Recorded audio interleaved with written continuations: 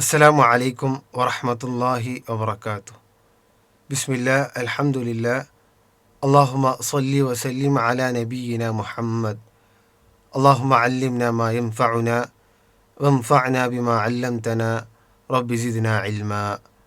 ഏറെ ബഹുമാന്യരായ സത്യവിശ്വാസിനികളെ, നോമ്പിൽ ഇളവ് ലഭിച്ചവരുമായി ബന്ധപ്പെട്ട മസ്അലകളാണ് ഇന്ന് നാം മനസ്സിലാക്കുന്നത്. നോമ്പിൽ ഇളവ് ലഭിച്ചവരിൽ ഒന്ന് യാത്രക്കാരനാണ്. നിസ്കാരം ഖസ്റാക്കുവാൻ പറ്റുന്ന ഏകദേശം ഒരു 80-85 കിലോമീറ്റർ എങ്കിലും യാത്രാ ദൂരമുള്ള യാത്രക്ക് മാത്രമാണ് നോമ്പ് ഒഴിവാക്കുവാൻ ഇളവ് ലഭിച്ചിട്ടുള്ളത്. അവർ അതിനു പകരം മറ്റൊരു ദിവസം ഖളാ വീട്ടിയാൽ മതിയാകും. എന്നാൽ നോമ്പെടുക്കുവാൻ ഒരു പ്രയാസവും ഇല്ലാത്ത സാഹചര്യത്തിലാണ് യാത്രക്കാരനുള്ളതെങ്കിൽ അവിടെ അവൻ നോമ്പ് അനുഷ്ഠിക്കുന്നത് തന്നെയാണ് ഉത്തമമെന്ന് പല പണ്ഡിതന്മാരും അഭിപ്രായപ്പെട്ടിട്ടുണ്ട്. കാരണം റമദാനിലെ ഏറ്റവും പവിത്രമായ പകലുകളിൽ തന്നെ ഏറ്റവും ശ്രേഷ്ഠമായ നോമ്പെന്ന ഇബാദത്ത് ചെയ്യുവാനുള്ള അവസരം അത് വെറുതെ നഷ്ടപ്പെടുത്തേണ്ടതില്ലല്ലോ. മാത്രമല്ല, ആ ഒരു നോമ്പ് അവൻ ഒഴിവാക്കുകയാണെങ്കിൽ മറ്റൊരു ദിവസം അത് ഖളാ വീട്ടുകയും ചെയ്യേണ്ടതുണ്ട്. അതുകൊണ്ട് തന്നെ തൻ്റെ മേലുള്ള ആ ഒരു ഉത്തരവാദിത്വം എത്രയും പെട്ടെന്ന് ചെയ്തു തീർക്കുവാൻ സാധിക്കുമെങ്കിൽ പിന്നെ വൈകിപ്പിക്കുന്നത് നല്ലതല്ലല്ലോ. അതുകൊണ്ട് തന്നെ ഒരു പ്രയാസവുമില്ലാത്ത സാഹചര്യത്തിൽ നോമ്പ് അനുഷ്ഠിക്കുന്നത് തന്നെയാണ് ആ യാത്രക്കാരന് ഉത്തമമായിട്ടുള്ളത്. എന്നാൽ ഇനി നോമ്പെടുക്കുന്നത് കാരണം പ്രയാസമാണ് ഉള്ളതെങ്കിൽ അപ്പോൾ നോമ്പ് ഒഴിവാക്കുന്നതാണ് ഉത്തമം. കാരണം അല്ലാഹു സുബ്ഹാനഹു വ തആല യാത്രക്കാർക്ക് നൽകിയ ഇളവാണത്. ആ ഇളവുകൾ ഉപയോഗിക്കുന്നത് അല്ലാഹു സുബ്ഹാനഹു വ തആലയ്ക്ക് ഇഷ്ടവുമാണ്. ഇനി യാത്രക്കാരന് നോമ്പെടുക്കുന്നത് നിമിത്തം വളരെയധികം പ്രയാസമുണ്ടാകുന്ന സാഹചര്യമാണെങ്കിൽ, തൻ്റെ ശരീരത്തെ അപകടകരമായി ബാധിക്കുന്ന ഒരു സാഹചര്യമൊക്കെയാണ് ഉള്ളതെങ്കിൽ അവിടെ നോമ്പ് ഒഴിവാക്കൽ നിർബന്ധമാണ്. ഒരിക്കൽ നബി സല്ലല്ലാഹു അലൈഹി വസല്ലമ ഒരു യാത്രയിൽ നോമ്പുകാരനായിരുന്നു. അവിടുത്തെ അനുചരന്മാരും നോമ്പുകാരായിരുന്നു. അങ്ങനെ വളരെയധികം പ്രയാസപ്പെടുന്ന ഒരു സാഹചര്യം ഉണ്ടായപ്പോൾ അവർ കാൺകെ നബി സല്ലല്ലാഹു അലൈഹി വസല്ലമ നോമ്പ് മുറിക്കുകയും സ്വഹാബത്തും നോമ്പ് മുറിക്കുകയും ചെയ്തു. എന്നാൽ ചില ആളുകൾ മാത്രം നോമ്പ് ഒഴിവാക്കുവാൻ തയ്യാറായില്ല. അപ്പോൾ നബി സല്ലല്ലാഹു അലൈഹി വസല്ലമ അതറിഞ്ഞപ്പോൾ അവിടുന്ന് പറഞ്ഞത് ഉലായിക്കൽ ഉസാദ്, അവർ ധിക്കാരികളാണ് എന്നാണ്. കാരണം അല്ലാഹു സുബ്ഹാനഹു വ തആല നൽകിയ ഇളവുകൾ നിർബന്ധമായ ഒരു സാഹചര്യത്തിൽ പോലും അവർ സ്വീകരിക്കുവാൻ തയ്യാറായിട്ടില്ല. അതുകൊണ്ടാണ് നബി സല്ലല്ലാഹു അലൈഹി വസല്ലമ ഇത്തരത്തിൽ പരാമർശിച്ചിട്ടുള്ളത്. ഇനി ഒരു യാത്രക്കാരൻ തൻ്റെ യാത്രയിൽ ഏതെങ്കിലും ഒരു സ്ഥലത്ത് താൽക്കാലികമായി താമസിക്കുവാൻ തീരുമാനിച്ചാൽ എത്ര ദിവസം വരെയാണ് അവന് യാത്രക്കാരൻ്റെ ഇളവുകൾ ലഭിക്കുക? പ്രമാണങ്ങൾ നമ്മെ പഠിപ്പിക്കുന്നത് പരമാവധി 4 ദിവസം വരെയാണ് താമസിക്കുവാൻ തീരുമാനിച്ചിട്ടുള്ളതെങ്കിൽ അവന് യാത്രക്കാരൻ്റെ അതേ ഇളവുകൾ തുടരാവുന്നതാണ്. എന്നാൽ 4 ദിവസത്തിലധികം താമസിക്കുവാൻ തീരുമാനിച്ചിട്ടുള്ള യാത്രക്കാരനാണെങ്കിൽ അവൻ ഏത് സമയത്താണോ ആ സ്ഥലത്തെത്തുന്നത് അതുമുതൽ അവന് മുഖീമിൻ്റെ വിധിയാണുള്ളത്. അഥവാ നോമ്പ് അനുഷ്ഠിക്കൽ പിന്നീട് നിർബന്ധമാണ്. എപ്പോഴാണ് യാത്ര തുടരുന്നത് അതുവരെയുള്ള ദിവസങ്ങളിൽ നോമ്പനുഷ്ഠിക്കൽ നിർബന്ധമാണ്. എന്നാൽ തൻ്റെ ആവശ്യം എത്ര ദിവസം കൊണ്ടാണ് പൂർത്തീകരിക്കുക എന്നറിയാത്ത, എത്ര ദിവസം താമസിക്കണമെന്ന് തീരുമാനിക്കാത്ത യാത്രക്കാരന് അവൻ എത്ര ദിവസമായാലും കുഴപ്പമില്ല, അവന് നോമ്പുകാരൻ്റെ ഇളവുകൾ ഉപയോഗപ്പെടുത്താവുന്നതാണ്. അതോടൊപ്പം നാം ശ്രദ്ധിക്കേണ്ട മറ്റൊരു കാര്യമാണ് യാത്ര തീരുമാനിച്ചാൽ തന്നെ നോമ്പ് ഒഴിവാക്കാൻ പാടില്ല എന്നുള്ളത്. കാരണം ഒരു വേള ആ യാത്ര മുടങ്ങിയേക്കാം, അല്ലെങ്കിൽ മാറ്റിവെക്കപ്പെട്ടേക്കാം. അതുകൊണ്ട് തന്നെ യാത്ര ആരംഭിച്ച് തൻ്റെ നാട് കഴിയുന്ന ഒരു സാഹചര്യത്തിലാണ് നോമ്പ് മുറിക്കേണ്ടത്. അല്ലെങ്കിൽ യാത്രക്കുള്ള എല്ലാ സാഹചര്യങ്ങളും ഒരുങ്ങി ഇനി യാത്ര പുറപ്പെടേണ്ട കാര്യം മാത്രമുള്ളൂ എന്ന ഒരു സാഹചര്യത്തിലും നോമ്പ് മുറിക്കാവുന്നതാണ്. ഇനി എപ്പോഴും യാത്ര ചെയ്യുന്ന പൈലറ്റിനെ പോലെ, ക്യാപ്റ്റനെ പോലുള്ള ആളുകളുണ്ടാവും.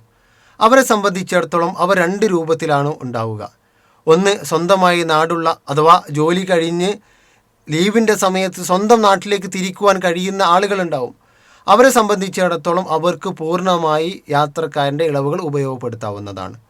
എന്നാൽ യാത്ര തന്നെ താമസ സൗകര്യത്തോടു കൂടിയുള്ള ആളുകളാണെങ്കിൽ അവരെ സംബന്ധിച്ചിടത്തോളം അവർ യാത്ര ചെയ്യുന്ന സമയത്ത് അവർക്ക് ഇളവുകൾ ഉപയോഗപ്പെടുത്താം.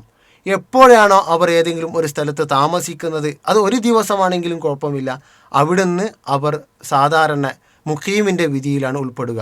അവർക്ക് ആ സമയം, ആ ദിവസം നോമ്പ് നിർബന്ധമാണ്. അതോടൊപ്പം നാം ശ്രദ്ധിക്കുക, ഒരിക്കലും നോമ്പിൽ നിന്ന് ഇളവ് ലഭിക്കുവാൻ വേണ്ടി യാത്ര ചെയ്യൽ അനുവദനീയമല്ല. നമുക്കറിയാം, ഒരാൾ ആരോഗ്യപരമായ അവസ്ഥയിൽ സ്വന്തം നാട്ടിൽ നിൽക്കുകയാണെങ്കിൽ അവന് റമദാനിൻ്റെ മുഴുവൻ ദിവസങ്ങളിലും തുടർച്ചയായി നോമ്പ് അനുഷ്ഠിക്കേണ്ടതുണ്ട്. എന്നാൽ ഈ ഒരു തുടർച്ചയിൽ നിന്ന് രക്ഷപ്പെടുവാൻ വേണ്ടി ആരെങ്കിലും യാത്ര ചെയ്യുകയാണെങ്കിൽ അതൊരിക്കലും അനുവദനീയമല്ല എന്ന് നമ്മൾ പ്രത്യേകം ശ്രദ്ധിക്കുക. നോമ്പിൽ നിന്ന് ഇളവ് ലഭിച്ച മറ്റൊരു വിഭാഗമാണ് രോഗികൾ.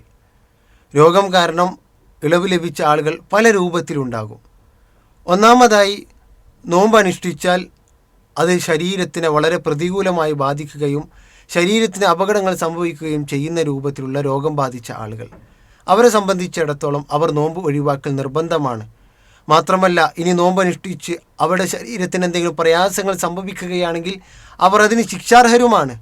അതുകൊണ്ട് തന്നെ അവർ ആ നോമ്പ് ഒഴിവാക്കി എപ്പോഴാണോ നോമ്പ് അനുഷ്ഠിക്കുവാനുള്ള ഒരു സാഹചര്യം ഉണ്ടാകുന്നത് ആ സമയത്ത് നോമ്പുകൾ ഖളാ വീട്ടുകയാണ് ചെയ്യേണ്ടത്.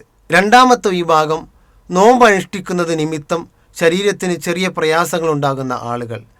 അത് ഒരു പക്ഷേ നോമ്പിൻ്റെ സമയത്ത് തന്നെ ആകണമെന്നില്ല. രാത്രിയിലോ മറ്റോ ഈ നോമ്പ് കാരണമാണ് പ്രയാസം ഉണ്ടാകുന്നതെങ്കിൽ അവർക്കും നോമ്പ് ഒഴിവാക്കുന്നതാണ് നല്ലത്. മാത്രമല്ല, എപ്പോഴാണ് കഴിയുന്നത് ആ സമയത്ത് അത് ഖളാ വീട്ടിയാൽ മതിയാകുന്നതാണ്. ഇനി മൂന്നാമത്തെ ഒരു വിഭാഗം, നിസ്സാരമായ രോഗമുള്ള ആളുകൾ, അല്ലെങ്കിൽ തൻ്റെ രോഗവും നോമ്പും ഒരു നിലക്കും ബന്ധമില്ലാത്ത ആളുകൾ ഉണ്ടാകും. കയ്യിനോ കാലിനോ പൊട്ടൊക്കെ ഉള്ള സാഹചര്യം നമുക്കറിയാം. അത്തരത്തിലുള്ള ആളുകൾ നോമ്പ് അനുഷ്ഠിക്കൽ നിർബന്ധമാണെന്നാണ് പ്രമാണങ്ങൾ നമ്മെ പഠിപ്പിക്കുന്നത്. അവർ ഒരിക്കലും ഈ ഒരു കാരണം കൊണ്ട് നോമ്പ് ഒഴിവാക്കുവാൻ പാടുള്ളതല്ല. ഇനി വാർദ്ധക്യം കാരണമോ അല്ലെങ്കിൽ മാറാരോഗങ്ങൾ കാരണമോ തീരെ നോമ്പ് അനുഷ്ഠിക്കുവാൻ സാധിക്കാത്ത സാഹചര്യമാണുള്ളതെങ്കിൽ അവർ ഓരോ നോമ്പിനും പകരം ഫിദിയ നൽകുകയാണ് വേണ്ടത്. അഥവാ ഓരോ നോമ്പിനും പകരം ഒരു പാവപ്പെട്ട വ്യക്തിക്ക് ഒരു നേരത്തെ ഭക്ഷണം നൽകുകയാണ് വേണ്ടത്. അത് പാകം ചെയ്തുകൊണ്ട് നൽകാം, അല്ലെങ്കിൽ ധാന്യമായി കൊണ്ടും നൽകാം. അവിടെ നമ്മൾ ശ്രദ്ധിക്കേണ്ടത് 2 മുദ് നാട്ടിലെ മുഖ്യമായ ഭക്ഷ്യധാന്യമാണ് ഫിദിയയായി നൽകേണ്ടത്. ഒരു മുദ്ദെന്ന് പറയുമ്പോൾ ചെറുതോ വലുതോ അല്ലാത്ത സാധാരണക്കാരനായ ഒരു വ്യക്തിയുടെ 2 കൈകൾ ചേർത്ത് വെക്കുമ്പോൾ അതിൽ ലഭിക്കുന്ന അത്രയും ധാന്യം. അങ്ങനെയാകുമ്പോൾ 2 മുദ്ദെന്ന് പറയുമ്പോൾ ഏകദേശം 1.5 കിലോയോളം അത് വരും. നോമ്പിൽ നിന്ന് ഇളവ് ലഭിച്ച മറ്റൊരു വിഭാഗമാണ് ഗർഭിണികളും മുലയൂട്ടുന്ന സ്ത്രീകളും. ഇസ്ലാം അവരെ രോഗികളെ പോലെ തന്നെയാണ് പരിഗണിക്കുന്നത്. അഥവാ സ്വന്തം വിഷയത്തിലോ അല്ലെങ്കിൽ കുഞ്ഞിൻ്റെ കാര്യത്തിലോ വല്ല പ്രയാസങ്ങളും ഭയപ്പെടുന്നുണ്ടെങ്കിൽ അവർക്ക് നോമ്പ് ഒഴിവാക്കാവുന്നതാണ്.